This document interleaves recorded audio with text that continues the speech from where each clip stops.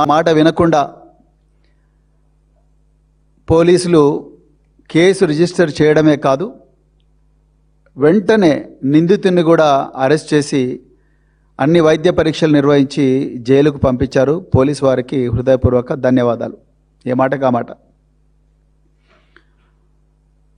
దాని తర్వాత మరి బాధితురాలు ఇక్కడికి రావడం, తర్వాత మా సీనియర్ నాయకులు హరీష్ రావు గారు, సునీతా లక్ష్మారెడ్డి గారు పోయి వారిని పరామర్శించడం, దాని తర్వాత మరి అక్కడ వాళ్ళ కుటుంబాన్ని సరిగా చూసుకోవడం లేదు, హాస్పిటల్ యాజమాన్యం ప్రభుత్వం చూసుకోవడం లేదు అని తెలిసి వాళ్ళు కూడా వాయిస్ ఇవ్వడం. అదేవిధంగా హరీష్ రావు గారు, సునీతా లక్ష్మారెడ్డి గారు చాలా ముఖ్యమైన విషయాలు ఒకటి రెండు చెప్పారు.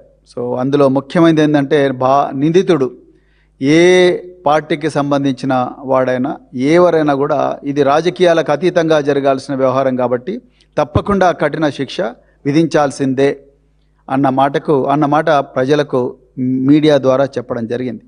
అదేవిధంగా మరి మాజీ మంత్రివర్యులు సునీతా లక్ష్మారెడ్డి గారు ఒక విషయం చెప్పారు. నిజంగా ఆ విషయం తలుచుకుంటేనే చాలా భయం వేస్తున్నది.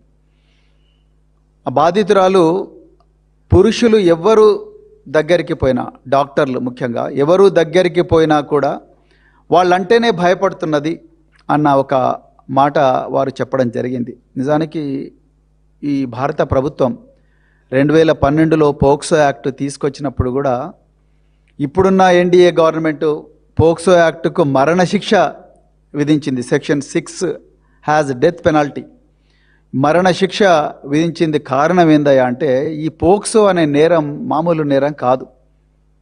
ఈ పోక్సో నేరం ఏంటంటే ఇది ఒక 30-40 సంవత్సరాల పాటు మనిషి యొక్క, బాధితుడి యొక్క మానసిక స్థితి మీద ఇంపాక్ట్ చేస్తుంది. వాళ్ళు మామూలు మనుషులు కాలేరు, వాళ్ళ బాధ ఎవరికి చెప్పుకోలేరు. చిన్నపిల్లలు, మైనర్ బాలికల మీద జరిగిన దాడి కాబట్టి వాళ్ళు ఏం చెప్పాలో కూడా తెలియని పరిస్థితి. అందుకొరకే పోక్సో అంత సీరియస్ నేరం. గత 2024లో తెలంగాణలో దాదాపుగా 2103 అంటే 2103 ముగ్గురు మైనర్ బాలికల మీద ఈ లైంగిక నేరాలు నమోదు అయినాయి. మన రాష్ట్రంలో ప్రతి జిల్లాలో కూడా ఒక ఫాస్ట్ ట్రాక్ కోర్టు కూడా పోక్సో కేసులకు ఉంది ప్రత్యేకించి. కేసీఆర్ గారు ముఖ్యమంత్రి అయిన తర్వాత 2016లో భరోసా సెంటర్లు, సఖీ సెంటర్లు, షీ టీంలు, ఈ ఫాస్ట్ ట్రాక్ కోర్టులన్నీ కూడా వారి హయాంలోనే వచ్చి మహిళలకు సంపూర్ణ రక్షణ కల్పించాలి అనే ఉద్దేశంతో ఇవి పెట్టడం జరిగింది.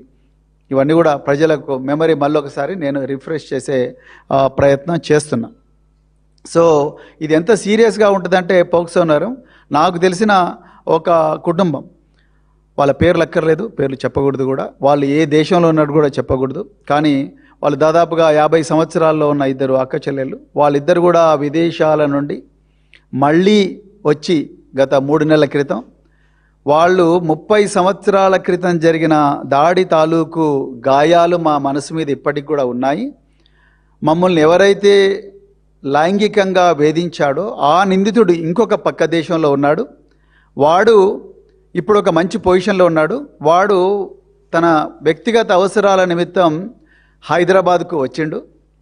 మాకు ఈ విషయం తెలిసింది. మేము అర్జెంటుగా ఇప్పుడు వాడిని కన్ఫరెంట్ చేయాలి, వాడిని అడగాలి అసలు ఎందుకు చేసినావు అని చెప్పి, మాకు ఏ విధంగా దీన్ని లీగల్గా ఎదుర్కోవచ్చు అని చెప్పి వాళ్ళు నన్ను అడగడానికి నా దగ్గరికి వచ్చారు ఇద్దరు సిస్టర్స్. అంటే మీరు ఒక్కసారి అర్థం చేసుకోండి, 30 సంవత్సరాల తర్వాత కూడా మనసు మీద మానని గాయాన్ని పోక్సో ఈ లైంగిక దాడి అనేది చేస్తుంది. అందుకొరకే ఇది చాలా సీరియస్ నేరం. అదేవిధంగా ఒక 4-5 నెలల క్రితం నిర్మల్ ప్రాంతంలో ఒక దుర్మార్గుడు, వాళ్ళ తల్లిదండ్రులు ఇద్దరు కూడా కలిసి ఉండడం లేదు. సో భార్యాభర్తలు విడిపోయి ఉన్నారు. బిడ్డ 16 సంవత్సరాల వయసు, 17 సంవత్సరాల వయసు. సో తండ్రి దగ్గర ఉంటుంది, తల్లి దగ్గర ఉండడం లేదు. సో బిడ్డ మనశ్శాంతి కావాలి, అయితే నీ బిడ్డకు నా దగ్గరికి వస్తే చాలా మంచి ప్రశాంతత దొరుకుతుంది అని చెప్పి ఆ తండ్రికి తెలిసిన ఒక మిత్రుడు, నా దగ్గర అన్ని విద్యలు ఉన్నాయి, మీ అమ్మాయి మనసును ప్రశాంతంగా చేస్తాను అని చెప్పి మా ఇంటికి పంపించు అంటే తండ్రి ఇతనితో ఉన్న స్నేహం వల్ల నమ్మి ఆ అమ్మాయిని ఇతని దగ్గరికి పంపిస్తే ఆ దుర్మార్గుడు చెప్పలేనని అఘాయిత్యాలు ఆ అమ్మాయి మీద చేయడానికి ప్రయత్నం చేస్తే ఆ అమ్మాయి పారిపోయి వచ్చి ఆ అమ్మాయి బిహేవియర్లో పూర్తిగా మార్పు వచ్చింది.